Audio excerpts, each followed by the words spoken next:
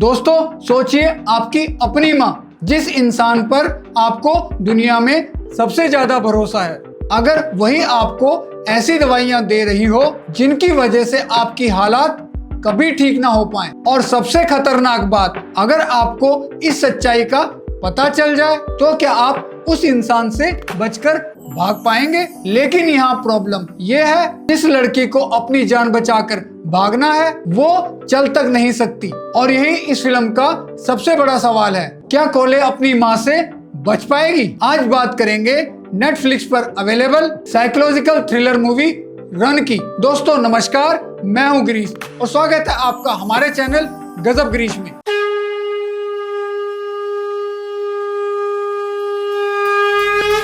आज की फिल्म कोई बहुत बड़ी या लंबी फिल्म नहीं है, सिर्फ 90 मिनट की फिल्म है। लेकिन इन 90 मिनट में फिल्म आपको बार बार सोचने पर मजबूर करती है कि इन माँ बेटी के बीच में चल क्या रहा है। और अगर आपने इसका ट्रेलर नहीं देखा है तो मेरी सलाह है इस रिव्यू के बाद फिल्म जरूर देखिएगा, क्योंकि जितना कम आप इसके बारे में जानेंगे उतना ही ज्यादा सस्पेंस एंजॉय करेंगे। रन एक साइकोलॉजिकल थ्रिलर और मिस्ट्री सस्पेंस फिल्म है। ये फिल्म 20 नवंबर 2020 को रिलीज हुई थी। करीब 1 घंटा 30 मिनट की अवधि वाली इस फिल्म को IMDb पर 10 में से 6.7 की रेटिंग मिली है। फिल्म का निर्देशन अनीस कागांटे ने किया है। फिल्म के मुख्य कलाकार हैं सारा पॉल्सन, कियारा एलन और सारा सोन। कहानी है कोले की। कोले एक टीनेजर है जो व्हीलचेयर का इस्तेमाल करती है। उसकी पूरी दुनिया बेसिकली उसकी माँ डायना के आसपास है। माँ उसकी बहुत केयर करती है, उसकी पढ़ाई,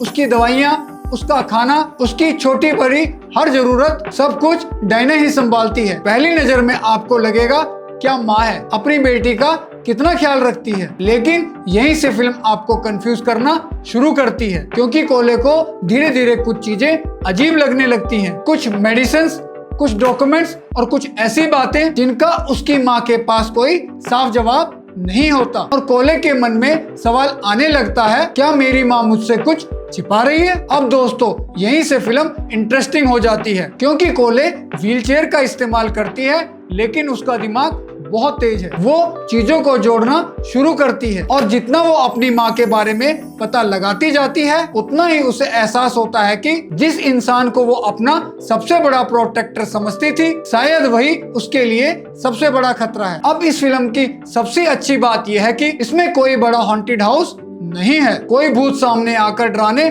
नहीं आता, कोई मॉन्स्टर नहीं है। डर पैदा होता है एक इंसान से, और वो इंसान है कोले की माँ। सारा पॉल्सन ने डायना का कैरेक्टर बहुत शानदार तरीके से निभाया है। एक तरफ वो बेहद केयरिंग मदर लगती है, तो दूसरी तरफ जैसे जैसे कहानी आगे बढ़ती है उनका कैरेक्टर इंटरेस्टिंगली डिस्टर्बिंग हो जाता है। आप खुद सोचने लगते हैं यार ये माँ आखिर चाहती क्या है। लेकिन मेरे हिसाब से फिल्म की असली ताकत है कायरा एलन की परफॉर्मेंस, क्योंकि कोले का कैरेक्टर सिर्फ डरता नहीं है, वो सिचुएशन को समझता है। वो अपनी सिचुएशंस के बावजूद सॉल्यूशन खोजती है, और कई बार तो ऐसा लगता है कि हम कोले के साथ साथ खुद उस घर में फंस गए हैं। एक छोटा सा एग्जांपल देता हूँ। अगर कोई नॉर्मल कैरेक्टर किसी मुश्किल सिचुएशन से एस्केप करना चाहता है तो वो दौड़ सकता है, सीढ़ियाँ चढ़ सकता है, दरवाजा तोड़ सकता है, लेकिन कोले के लिए सारी चीजें आसान नहीं है। इसीलिए उसके हर छोटे कदम में सस्पेंस